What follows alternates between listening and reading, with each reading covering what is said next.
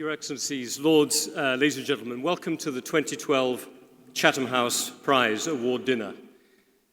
This, as I think many of you know, is our most important evening of the year, and we're delighted to be hosting supporters and guests of the Institute, including members of our Council, of our panel of senior advisors, of our William Pitt Group, members of the government and the opposition, and also representatives of the diplomatic corps. Thank you all for coming to celebrate this Chatham House Prize dinner this evening. I'd like to thank our sponsors for the event, led by Shell, who've once again been so generous in enabling us to do justice to this special occasion. Each of our sponsors is recognized in the program, which you'll find on your tables. I hope you have the time to take through their messages of good wishes to the President and to Sheikh Ghannouchi. The Chatham House Prize, now in its 8th year, is presented to the statesperson deemed by the members of the Royal Institute of International Affairs at Chatham House to have made the most significant contribution to the improvement of international relations in the previous year. Now, this is the first time that the prize has been awarded jointly to 2 individuals. At the start of each year, we ask our research directors, heads of programs, senior fellows at Chatham House to nominate an individual who they believe has had the most significant impact on international affairs and who they believe is a worthy winner of the prize for their achievements in the previous year. This list of names is then reviewed by our 3 presidents, Lord Ashdown, Sir John Major, and Baroness Scotland, who agree upon a shortlist and put this forward to our members. I'd like to underscore that it is our members who choose the winner of the annual Chatham House Prize, a process which creates great anticipation amongst members of staff and our membership alike. I'm delighted, therefore, that our members have voted to award the Chatham House Prize in 2012 jointly to President Moncef Marzouki, President of the Republic of Tunisia, and Sheikh Rached Ghannouchi, the leader of the Ennahdha movement in Tunisia.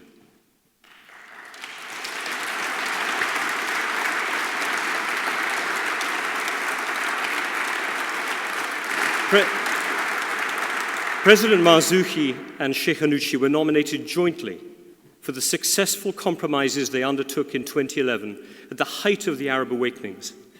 At that time, Tunisia was the first nation of the Arab uprisings to begin the long and difficult transition to democracy and the search for dignity. By working together, President Marzouki and Sheikh Ghannouchi demonstrated a genuine spirit of cooperation to overcome significant differences and ideological divides in the country during those turbulent times. Tunisia held its first free election for a constituent assembly in October 2011. This brought to power a government led by the Islamist Ennahdha movement, which won the election, and involving 2 secular parties, including the Congress for the Republic, led by Dr. Marzouki. With Moncef Marzouki having been elected as president by the Constituent Assembly, the coalition government is now working to complete its new constitution and to then hold parliamentary and presidential elections in the summer of next year. While many challenges lie ahead in the political, social, and economic fields, President Marzouki and Sheikh Ghannouchi's collaborative actions in 2011 have given Tunisia the political platform from which to move forward to a more democratic and prosperous future. I very much hope you'll enjoy this evening and the speeches that are come, the dinner that's in front of you. But right now, it's my very great pleasure to introduce His Royal Highness, the Duke of York, who will present the prize to President Marzouki and Sheikh Ghannouchi.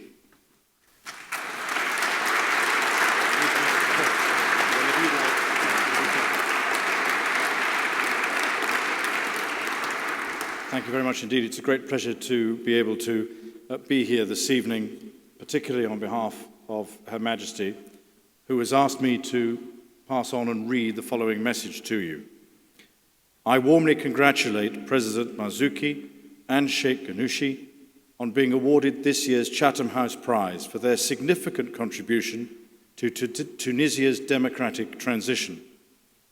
Members of the Royal Institute of International Affairs have chosen 2 worthy winners, and to that I would like to pass on and add my personal congratulations to both of you. Tunisia, I have had the pleasure of visiting on a couple of occasions, and I look forward to coming again. And without further ado, I have these two wonderful. Right.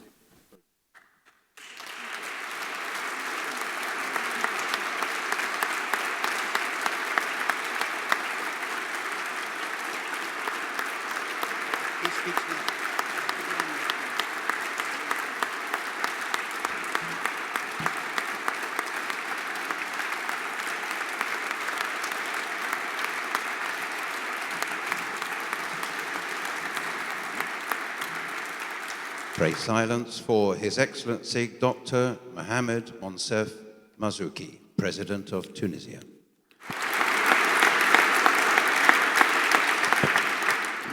Your Royal Highness, the Duke of York, Dr. Robin Niblett, Director of Chatham House, Excellencies, ladies and gentlemen.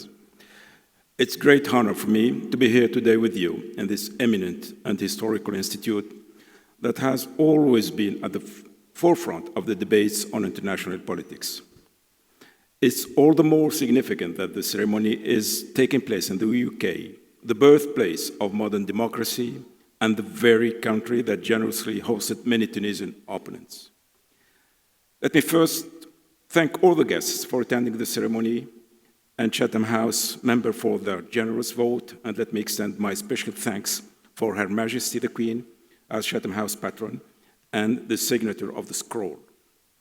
Thank you all for this award that I take as an acknowledgement of the difficult battle the Tunisian people are fighting in order to build their democracy.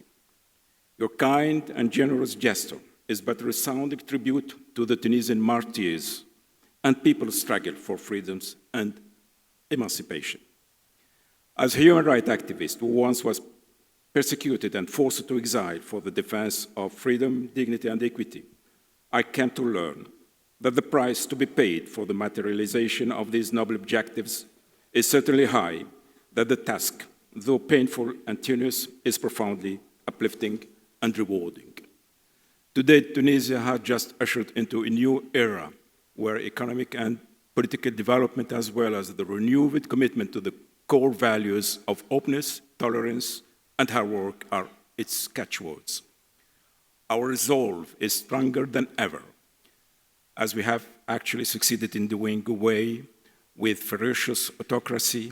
We will deploy every effort to succeed in our democratic transition and make out of the Tunisian revolution, which heralded the Arab awakening, a truly positive and inspiring experience. Your Royal Highness, Excellencies, ladies and gentlemen, while I profoundly treasure this precious token of gratitude and generosity, I sincerely wish further success to your outstanding organization for its tremendous work in the service of freedom and peace, and express the hope that our endeavors will be up to the expectations you are placing in us and the recognition to which this auspicious ceremony testifies. It's with great honor that I accept this award as an encouragement to pursue the efforts to cement our relationship and as a significant contribution to bring our people together for a better future. In the name of all Tunisian women and men, I thank you so much for this award. Thank you.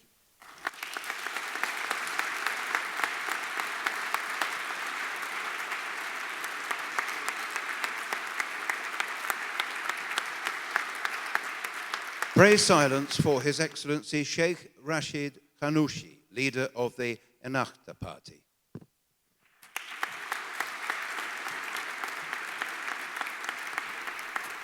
Bismillah ar-Rahman ar-Rahim.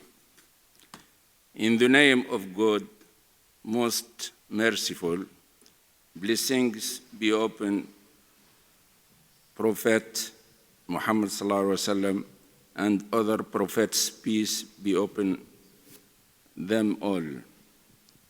Your Highness, the Duke of York, respected guests, friends, ladies and gentlemen, I greet you all with the message of peace. Assalamu alaikum, peace be with you all.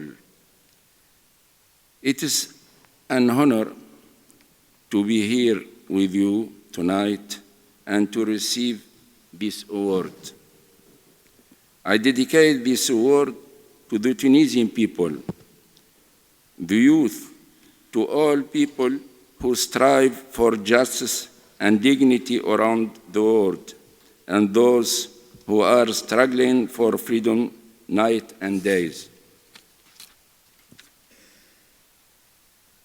The word a time when people have taken control of their destiny, a time when people are paying a heavy price for democracy, and a time when the support of those able to positively assist is necessary, but also a time when new friendships are being born, built on mutual respect and understanding. I have always believed in the need for peaceful coexistence between East and West, and the compatibility between Islam and modernity.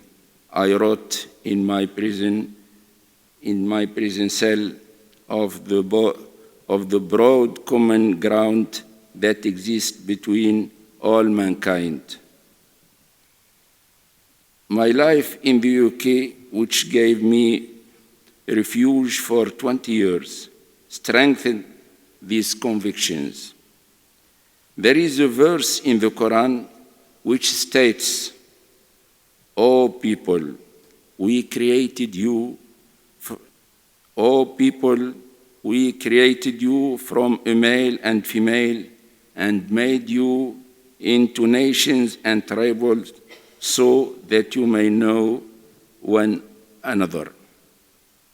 The friendships I made with open-minded individuals, including at the Chatham House conference 18 years ago, strengthened my belief in the cooperation or coexistence between cultures, rather than a clash of civilizations. I also congratulated my friend Dr. Marzouki, our president, whose intellectual and practical contribution has been so valuable to the coalition of government realizes our shared belief in the need to work together with all who share the aspirations of justice and dignity. He too has sacrificed for his country, and I am honored to share this prize with him. This hall is the bright place of rich democracy. We hope our country will also the birthplace of new aspiration of democracy in the Muslim and Arab world. Thank you, and we look forward to welcoming you in Tunisia, which is a very beautiful country, and it is nicer than before without dictatorship. Thank you.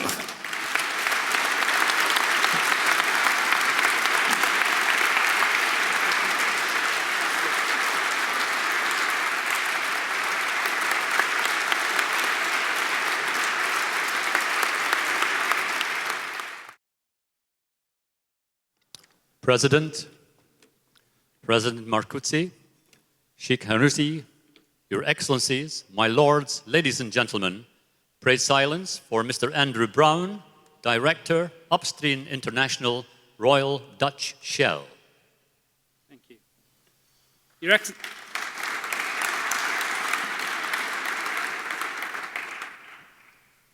Excellencies, lords, ladies and gentlemen, Shell is proud that it has been the lead sponsor of this annual event since its inception.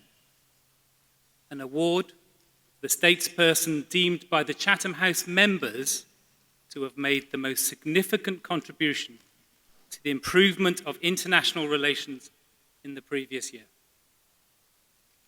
Tunisia can trace its history back for more than 3,000 years. This civilization has always played a leading role, benefiting from its strategic position in North Africa and on the Mediterranean Sea. It has been remarkable to observe how rapidly this country has changed from one regime to the current government through the successful democratic elections last October. This change has been achieved due to the stability provided by an effective administration. This strong foundation has allowed for significant political issues to be played out without the country disintegrating into chaos. Of course, the process is far from over, and the constitution has yet to be finalized. But we wish Tunisia continuing to success at finding workable compromises to move the transition forward. Shell is proud to have been involved in Tunisia for over 90 years. Since the 1920s, we've supplied Tunisia with fuels and lubricants. Actually, 20 years ago, we partnered with ETAP in the development of the offshore Tazurka field, where we developed a global technology first by installing the first converted oil tanker floating production, storage, and offloading facility. A technology now widely used throughout the world, and actually also here in the UK. But today, we at Shell are pleased that we renew our commitment to Tunisia. And currently, we're discussing with the Tunisian government to pursue exploration opportunities that we hope to open up a new chapter in the Tunisian hydrocarbon industry for the benefit of its people. It's therefore a great honor for Shell to support the award of the Chatham House Prize for 2012 to His Excellency Dr Marzouki, the President of Tunisia, and Sheikh Ghannouchi, the head of the Ennahdha movement, in recognition of their achievements for driving Tunisia through its democratic transition following the revolution in January last year. Together, they have ensured that Tunisia is at the forefront of the democratic wave that has swept the Middle East and North Africa, following on in the rich tradition of their nation and forming a foundation for their people's future, but also a foundation for economic growth, for foreign investment, and for employment. Thank you.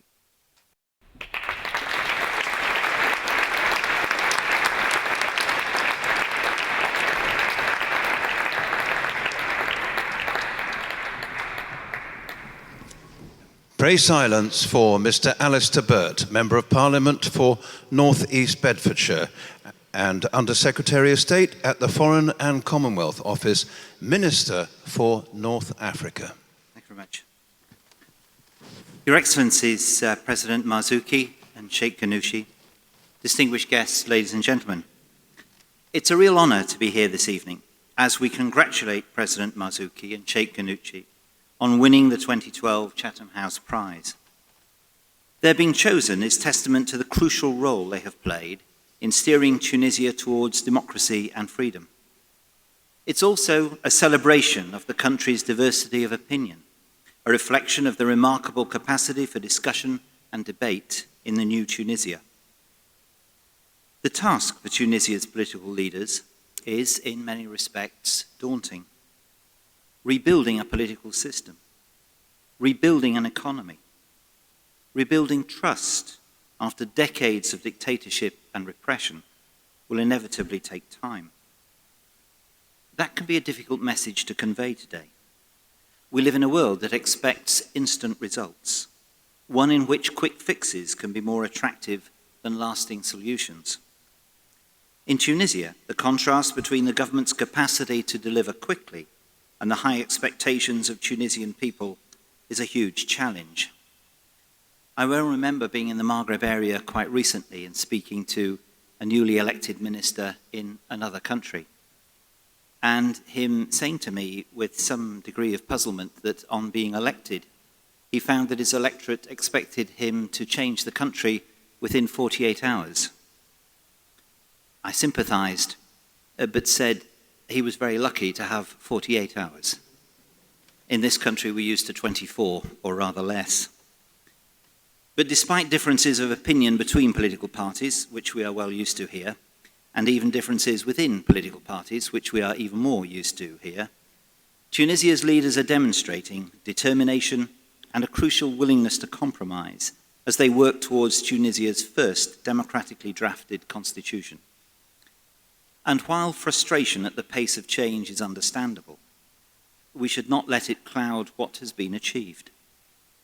In October last year, we watched Tunisians vote for the first time in free and fair elections. We have seen the emergence of a vibrant civil society, and we've looked on as Tunisians have embraced their newfound freedom of expression. Countries like the United Kingdom are standing at your side at this time. Over the decades before the Arab Spring, Britain welcomed Tunisians who had fled their country for fear of persecution, Sheikh Ghannouchi amongst them. And since the events triggered by the death of Mohamed Bouazizi, we have supported and will continue to support Tunisia as it rebuilds through our Arab Partnership Programme, through our work with the European Union and with international financial institutions, and next year through our G8 presidency. Since the Foreign Secretary's visit last February, we've been privileged to work with you in Tunisia in ways we could not have imagined before. We are delighted to have been able to support your historic elections and the building and reform of institutions. We will continue to be guided by what it is you need as we seek to support you further. Tunisians risked their lives in the revolution of 2011 to bring about change. Those now acting in their name have a heavy responsibility to set out the political framework for generations to come. The challenges will be constant, but the importance of meeting them cannot be overstated. Tunisia's leaders will, no doubt, work to agree a constitution which serves everyone, ensure a truly inclusive political system, deliver an impartial rule of law, take forward transitional justice in a way which has the confidence of the population, repair Tunisia's economy, and cement the freedom of expression so hard won in a way that is irreversible. These are immense tasks. As a fellow politician, I know all too well how difficult it can be to navigate the bumps in the road and make lasting change. But the achievements you have made so far give us all confidence that remarkable progress is being made. Tunisia has already triggered change across the Arab world. If you can build on these achievements, you will again be an inspiration to others struggling for freedom across the region. President Marzouki's work on the Maghreb Union can help expand the economic prospects of Tunisia's neighbours. Sheikh Ghannouchi's articulation of the compatibility of democracy and Islam can influence those who believe that democracy cannot thrive in the Islamic world, or that true Islam should mean a rejection of democratic rights. Mr. President, you spoke earlier of your hope that the endeavours of the Tunisian people would match the ambition of the award tonight. We are confident that that hope is well placed. Ladies and gentlemen, our Chatham House Prize winners have shown that progress in a democracy requires acceptance of difference. It is that spirit of reaching out across political divides that we celebrate tonight. Thank you very much.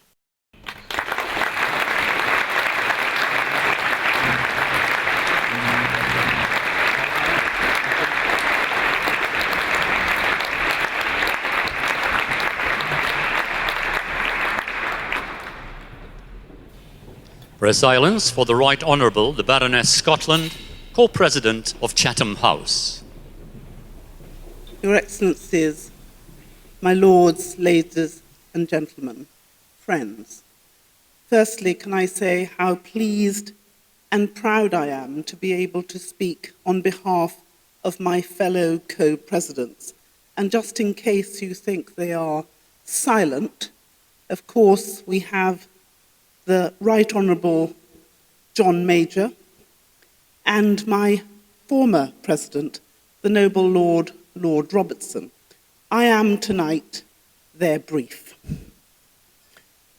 So firstly, my lords, may I add my voice to all of those who have rightly congratulated the President and Sheikh Ghannouchi on their well-deserved award. The President isn't only receiving our award tonight, because many of you will know that he has also been named number 2 in the top 100 global thinkers of our world, second only to Aung San Suu Kyi.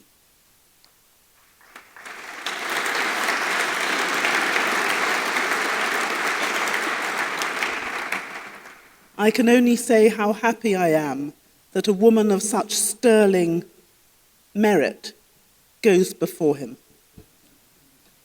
Now, my lords, the Arab Spring, as it has come to be known, started, as we all know, in Tunisia.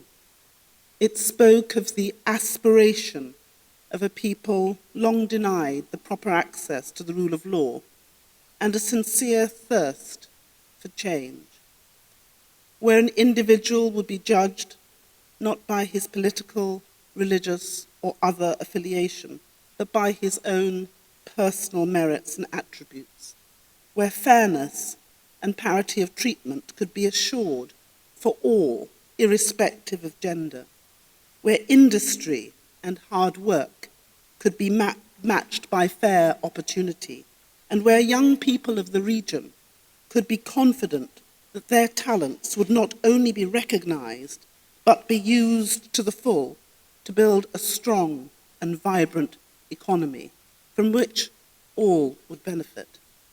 It was an aspiration, not just felt by the peoples of Tunisia, but echoed across North Africa.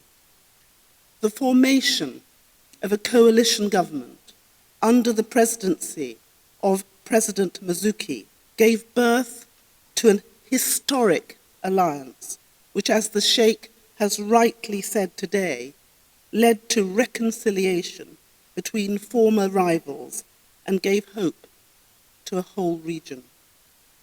With that hope, as Alistair has already made plain, has come the heavy burden of expectation and responsibility to deliver real, quantifiable change.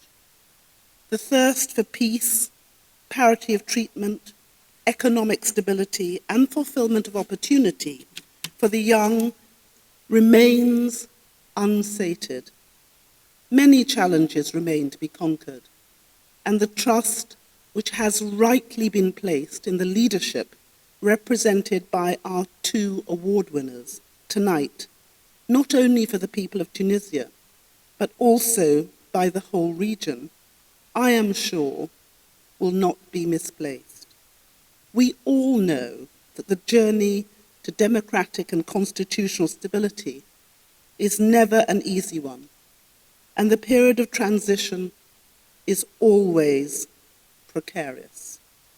I hope that both the President and Sheikh Ghannouchi will, as a result of their time with us here, know how warmly their success is wished for and how anxious we all are to do all we reasonably can to make that success more possible. Speaking entirely personally, I hope that the women and girls of Tunisia will be encouraged to add their shoulders to the wheel of change. Their talent and entrepreneurial skill will be much needed in the years to come, and I'm sure will lighten the load of the men and bring them much needed wisdom. So may I thank both the President and Sheikh Ghannouchi for what you have done in order to bring democracy to Tunisia. And I want to thank you in advance, not just for the things you've done in the past, but all the things that you will do in the future to make sure that democracy is deepened and embedded into the day-to-day lives of the men and women of Tunisia, so that their dreams for freedom and a country true to its very best values becomes a reality, which is tasted and felt and experienced by all equally.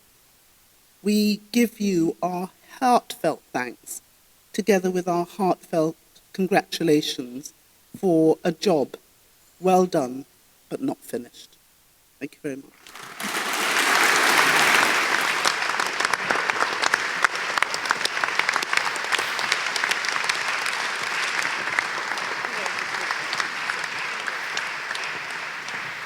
Pray silence for Mr. Stuart Popham, Chairman, Chatham House.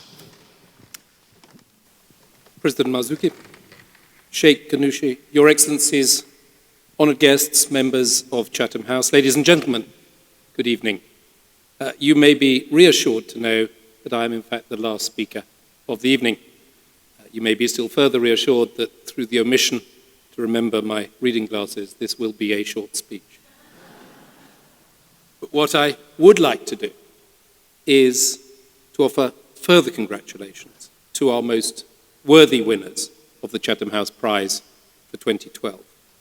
I think all that we have heard this evening, so optimistic, so upbeat, confirms my view as to the significance of our prize winners' actions in Tunisia, but more to the point, the impact that those actions have throughout a much wider audience. We really are all most grateful to them to have made the journey here this evening to receive their award. And in turn, I believe that then means it's for us to consider what we can do to help them ensure the continuing success of their actions and of all the change that they have made. May I also, though, take this opportunity to thank our sponsors for this evening, especially our lead sponsor, Shell, and in particular to Andrew Brown. For our sponsors, Petrofac, and for the supporting sponsors, Bloomberg, BP, and British American Tobacco. Thank you to our co-presidents at Chatham House here tonight, Baroness Scotland and Sir John Major. To Ambassador Chris O'Connor and his team in Tunisia for their help, for their assistance during the preparation for this evening's events. And I think I really should mention the staff of the Banqueting House, to Simon Liebel for being responsible for such amazing surroundings and the excellent food this evening. Within Chatham House, Camilla Seymour, Linda Bedford, and Lindsay Cox, who've done so much to organise this evening, and a personal thanks to Robin Niblett. But most importantly, can I thank each and every one of you. Chatham House depends upon your support, and we really are most grateful for your support this year, and would ask you to support us again next year. But please do find opportunities to join with us on other occasions and to participate in what Chatham House does. So with that, let me wish you all a safe and I hope dry journey home this evening, and to say thank you and good night.